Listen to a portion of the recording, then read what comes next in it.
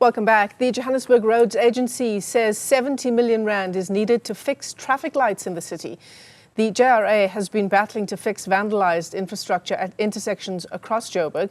Let's get you up to speed. Sipho Nhlapo is the acting head of mobility and freight at the JRA, and he joins us live this afternoon.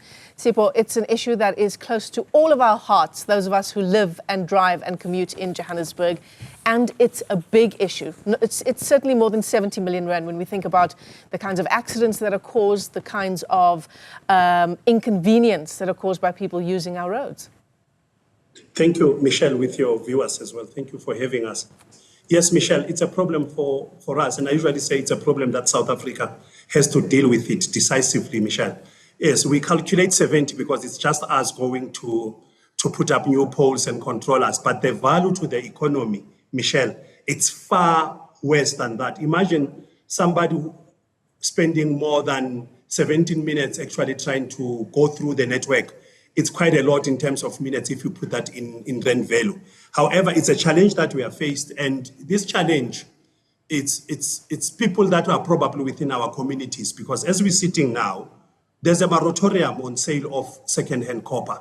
So somebody's buying that copper at the moment, because nobody will just go there to keep copper in their houses. Somebody's buying that, and these are big, probably corporates who are doing this, because I don't see small guys doing this and keeping very small lines of copper into their places. It's a social issue more than just a technical traffic light issue. It's not only traffic lights that are affected, but any other thing that has got metal in it, it's affected within our country at the moment.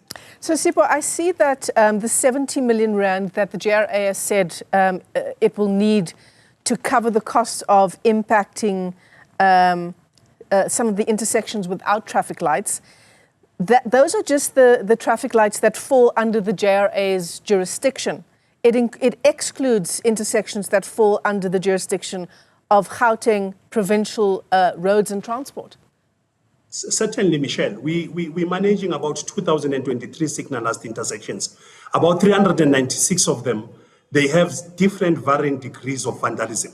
And then our colleagues at Province, they are responsible for 247 signalized intersection, and these cover some of the critical routes, backbone of the city, where you need to connect with our economic hub. So I know, as my colleagues, we are affected the same. They are also suffering the same consequence. So now, if we were to look at them, because we work closely with them, the last count that we did if we were to assist and then see how almost we need, I think on their end, we are looking at about 15 to 20 M to actually deal with that. So all in Johannesburg, if I were to look at ours, including provincial, and this can change depending on the damage on the ground, we're looking at about 100 million rands here for a city. And remember, this is not new things. This is not something that we are developing going forward. This is something that was on the ground, that was installed. Now we are going back to put what was put already. So the capital investment in such is quite heavy for a city like Johannesburg under the current economic conditions, Michelle. And do we have the money as JRA? Do we have 70 million rand? We don't have 70 million rands. I'll tell you now, I think I've got 5 million rands that I need to spend towards the end of this financial year. That's only 10 intersections or less that I can be able to deal with. We have made the request, obviously, to the powers that be to give us more, but you must also understand, if you follow the economic notes, the city hasn't been collecting much in terms of rates and taxes, and this is affecting us very much. So we also implore that, please, those that owe the municipality, help us, because with the little that we can get, maybe a little bit more can be done. But we understand the economic challenges that the city and the country as a whole are facing. But we don't have 70 million rands. We are hoping for 70 million rands to arrive. There's also an opportunity here with our traffic lights, isn't there, Sipho? I mean, at one stage, we had installed UPS systems at these traffic lights. There's also the option of putting solar panels in those traffic lights. And of course, this would be to mitigate power outages. But the issue with exploring this kind of infrastructure and trying to do some good while we fix the traffic lights is, again, the issue of vandalism. Yes, we had invested very heavily making sure that our critical intersections, they have the UPS power supply on it. on them. So next to the traffic light, you'll see a square box there. We put some batteries there that in an event of power outage and at that time load shedding, those battery packs will then kick in the traffic light, and this will allow our traffic to flow within a city like ours. I can tell you now with certainty, out of about 1,400 that we had put on the ground, there's about only 15 that are still very operational. People have just made a part with those batteries and then gone on, take all the batteries, and then using them in their houses. Probably somebody's powering a TV now with those backup. And then you'll realize those backup batteries, it's not only JRA. Some of the major network companies like your Vodacoms, your MTNs and Celsius, they have also complained about the rife theft of their battery packs. So it's a social issue, Michelle. It's no longer a technical issue here.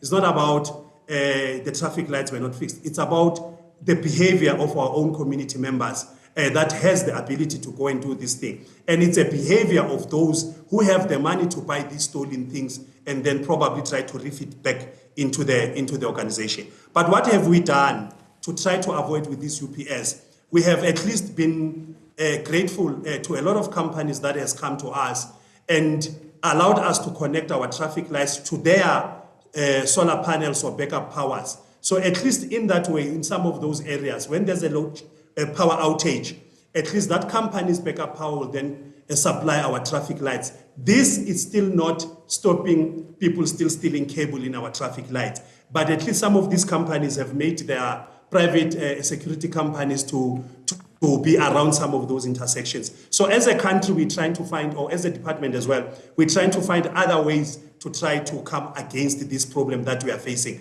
But I think for us to achieve that, we really need more the community to help us, rather than us thinking we can have some technology to resolve the problem. It's a societal, it's a behavioral issue.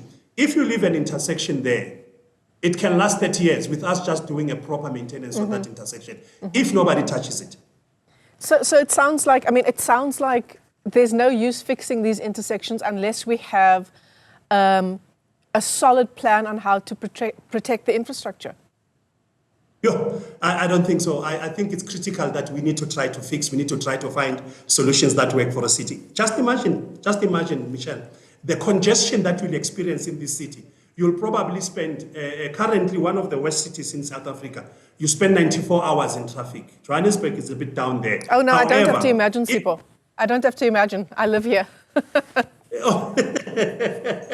So I'm simply saying the danger is that we should not fall into that trap of thinking, let's remove the traffic light, because the role they play is very critical. Yeah. We cannot avoid the reality of the life that somebody has done something wrong. And then we're thinking because of that, let's remove the traffic light. No, let's remove the person who's doing this wrong thing. Let them leave the traffic lights alone. The city like Johannesburg, 6 million people who has to go to work every day, the highest number of population in terms of vehicles in the rest of the country. It's a city that cannot afford just to put the stop sign in some of these routes. We need to make it work. We need to find solutions to work. And as the JRA, we've got out on the market. We've actually requested some of the companies to come up with great ideas on helping us and how to do with this. But I still maintain the first element of this is behavior. Let the one who's stealing to stop stealing, and we'll see a big difference. Outside of the inconvenience, outside of the huge cost to the economy by the delays that we experience, there's a massive increase in car accidents on our roads.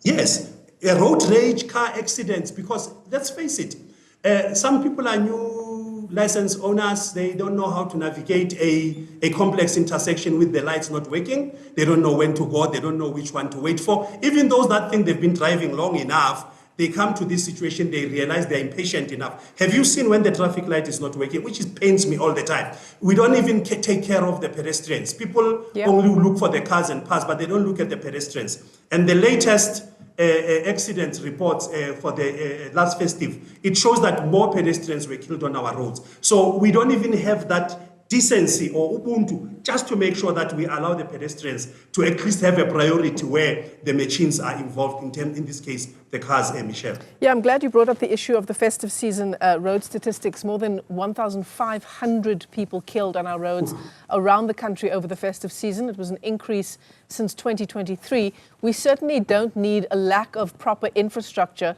like traffic signals to add to that number of mortality. Certainly not, Michelle, certainly not.